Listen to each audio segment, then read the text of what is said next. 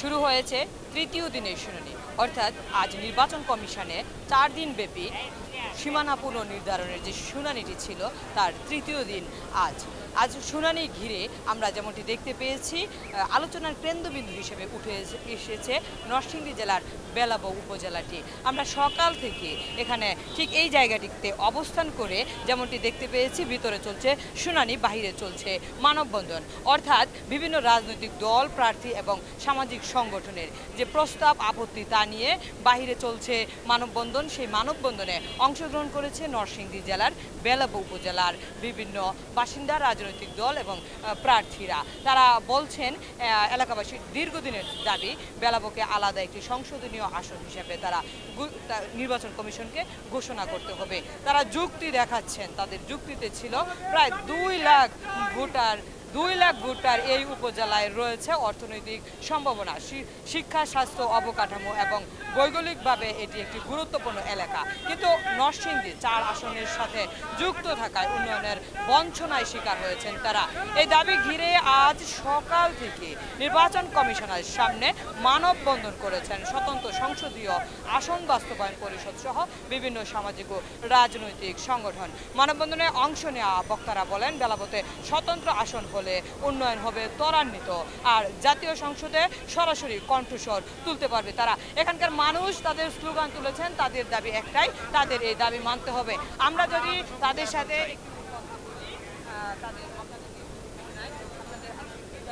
আজকে আমরা নরসিংদী জেলার বেলা উপজেলাকে স্বতন্ত্র সংসদীয় আসন মর্যাদা প্রতিষ্ঠার জন্য নির্বাচন কমিশনে আমরা শুনানিতে অংশগ্রহণ করেছি। আমরা আমাদের দাবির যৌক্তিকতা এবং আমরা যে অরিজিনালি এটা প্রাপ্য এটা আমরা সেখানে তুলে ধরার চেষ্টা করেছি। দেখেন, নরসিংদী জেলার বেলা উপজেলা ঢাকা সিলেট মহাসড়কের সাথে অবস্থিত এবং 2500 বছরের প্রত্নতাত্ত্বিক নিদর্শন যে একটা সমৃদ্ধ নগরী ছিল ওয়ারি বটেশ্বর, সেই ওয়ারি বটেশ্বর খ্যাত উপজেলা বেলাবো।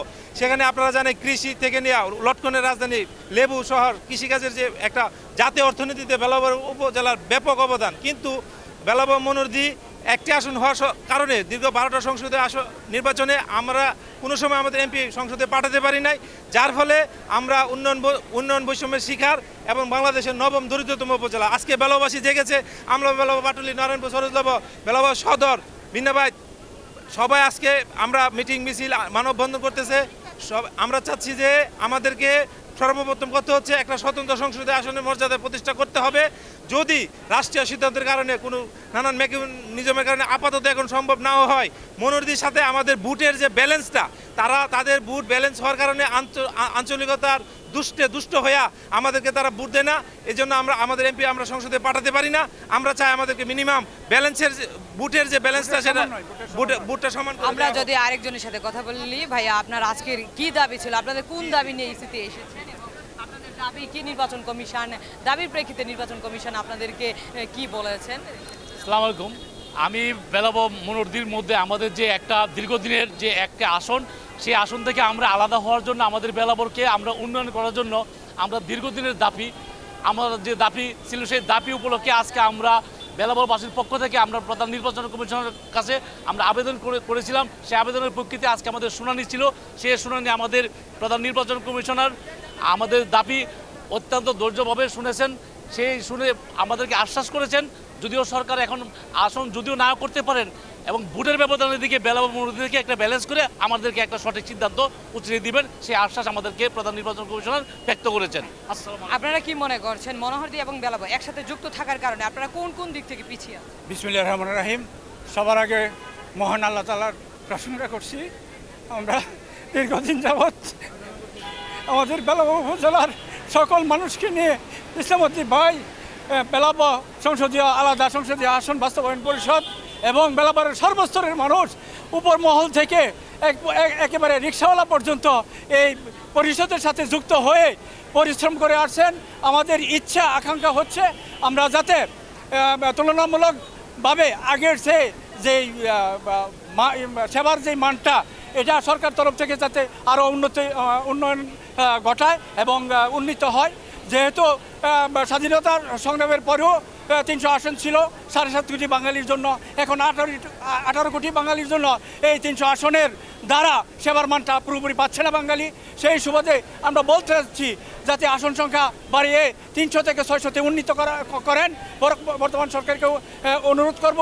আর যদি আসন সংখ্যা আমাদের এটা না বাড়ানো হয় তাহলে যেন বিধি অনুসারে, সরকারি বিধিমালা অনুসারে বা সরকারি বিধিতে আছে পার্শ্ববর্তী আসন থেকে আরেকটা পার্শ্ববর্তী আসনের শতকরা 30% ভোটের ব্যবধান থাকতে পারবে, এর উপরে থাকতে পারবে না। সেই সুবাদে আমরা বলতে পারি আমাদের সাথে রায়পুরার যে ব্যবধান তা হচ্ছে 76%।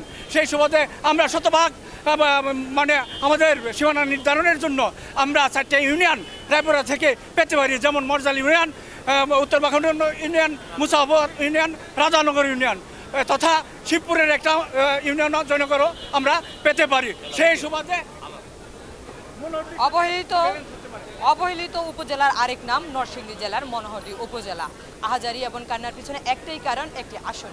এই একটি আসন যদি সেখানে গঠন করা হয়, বেলাববাসীর আকাঙ্ক্ষা তারা পাবে একটি পৌরসভা এবং তারা সামাজিক ও অর্থনৈতিকভাবে এগিয়ে থাকা সত্ত্বেও মনোহরদীবাসী তাদেরকে বিগত দিনে অবহেলার পাত্র হিসেবে দেখে আসছে। তারা আমরা যেমনটি দেখতে পেয়েছি, তারা তাদের বক্তব্যে বলেছেন পূর্ব পাকিস্তান এবং পশ্চিম পাকিস্তানের মধ্যে যে বৈষম্য ছিল সেই বৈষম্যটি বিগত দিনে এবং বর্তমানেও মনোহরদী এবং বেলাবরের মধ্যে স্থিয়মান রয়েছে। তারা বলছেন একটি আসন যদি তাদেরকে দেওয়া হয় তাহলে তারা সরাসরিভাবে প্রতিনিধিত্ব করতে পারবেন আর সংসদে তারা তাদের দাবি উত্থাপন করতে পারবেন। তারা কোনো রকম বিদ্যুৎ, গ্যাস এবং যে সকল মৌলিক সুবিধা পাওয়া দরকার সেই সুবিধাগুলো তারা এখনও পাচ্ছে না। ফলে তারা তাদের দাবি নিয়ে এখনও নির্বাচন কমিশনের যে ভবনটি আছে সেই ভবনের সামনে অবস্থান করছে। তারা বলছেন তাদের দাবি যদি মানা হয় তাহলে তাদের দীর্ঘদিনের প্রত্যাশা পূরণ হবে এবং সেই সাথে তাদের সেই অঞ্চলটি একটি উন্নয়ন প্রকল্প বাস্তবায়ন হবে। তবে এ নিয়ে প্রধান নির্বাচন কমিশন জানাচ্ছেন তারা পর্যবেক্ষণ করবে এবং সেই আলোকে সীমানা পুনর্নির্ধারণের যেই দাবিটি আছে সেটি তারা বাস্তবায়ন করবে। সীমা প্রধান, চ্যানেল এস, ঢাকা।